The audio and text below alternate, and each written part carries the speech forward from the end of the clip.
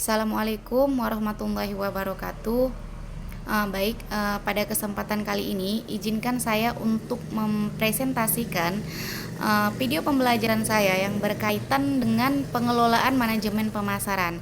Nah, sebelum saya menguraikan apa sih itu definisi dari manajemen pemasaran, di sini saya terlebih dahulu mau memaparkan kunci penting dalam manajemen pemasaran.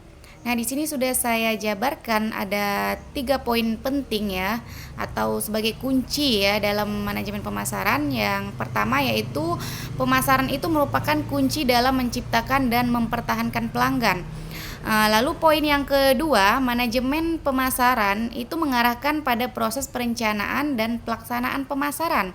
Nah, poin yang ketiga, kunci pentingnya dalam membangun keunggulan kompetitif perusahaan. Jadi itulah kunci dalam manajemen pemasaran tersebut.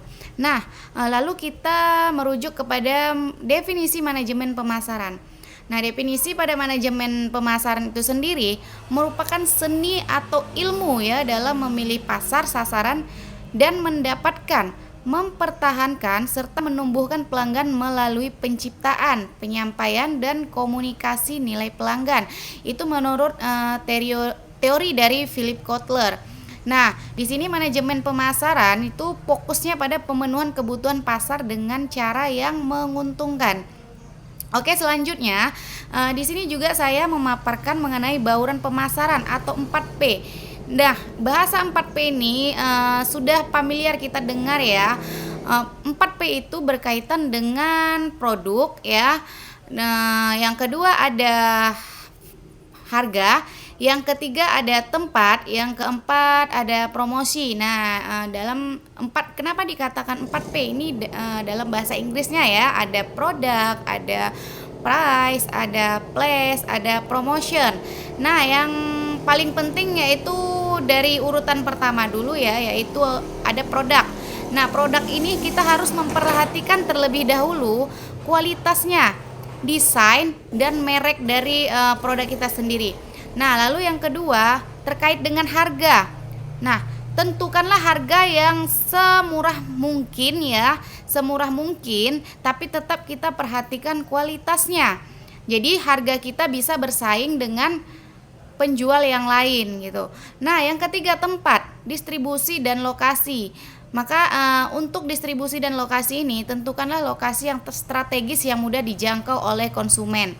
Nah, yang keempat terkait dengan promotion, iklan ya. Iklan, manfaatkanlah iklan melalui media sosial atau digitalisasi yang modern saat ini. Banyak ya, bisa melalui e-commerce juga ya untuk promosi penjualannya. Oke, selanjutnya di sini ada strategi pemasaran. Nah, strategi pemasaran itu salah satu poin yang paling penting adalah diferensiasi produk, yaitu perbedaan produk kita dari produk orang lain. Lalu yang kedua, strategi harga yang kompetitif yang saya sampaikan tadi sebelumnya, bahwa buatlah atau ciptakanlah harga yang lebih murah dibandingkan kompetitor kita gitu, agar produk kita mampu dibeli oleh orang lain gitu. Tapi tetap kita perhatikan kualitasnya, jangan pernah kita turunkan kualitasnya.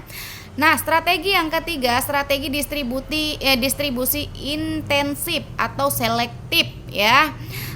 Kalau bisa ya buatlah atau ciptakanlah produk mampu bersaing gitu di era globalisasi saat ini gitu, atau di tren modern market saat ini gitu.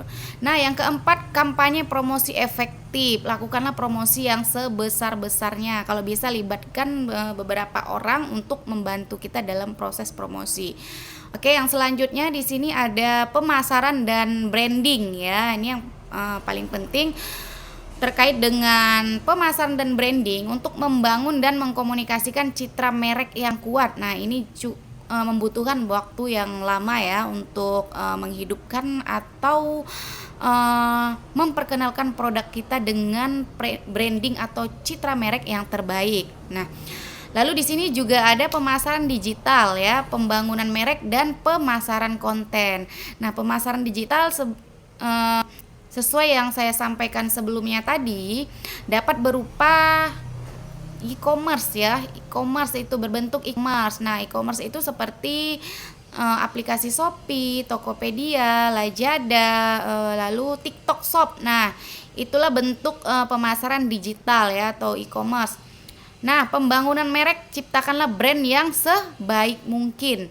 Lalu pemasaran konten ini ya kalau bisa kita itu memang harus handal di bidang IT ya, jangan sampai gaptek. Jadi segala sesuatunya bisa kita update dengan secepatnya dan mengikuti tren pasar saat ini gitu. Oke, selanjutnya tren pemasaran modern. Nah, ini saya ulangi kembali, tren pemasaran modern itu dapat meliputi digital marketing dan e-commerce tadi ya sudah saya katakan. Lalu influencer dan konten marketing. Nah, ini influencer nih sudah sering kita dengar ya, dan konten-konten marketing ini. Lalu data driven marketing, customer experience dan loyalty program. Customer experience, customer yang sudah berpengalaman atau yang sudah langganan terbaik kita atau langganan setia kita gitu. Oke, hanya itu yang dapat saya paparkan yang berkaitan dengan pengelolaan manajemen pemasaran. Lebih dan kurang saya mohon maaf dan saya mohon ampun kepada Allah. Saya akhiri dengan wabillahi taufik wal hidayah. Assalamualaikum warahmatullahi wabarakatuh. Terima kasih.